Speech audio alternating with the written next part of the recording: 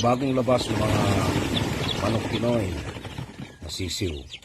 And nandito sila sa ating double chamber na brooder. At ito po yung mainit na portion. Tatlo po ang ilaw nito. And ang temperature dito is being monitored by this thermometer.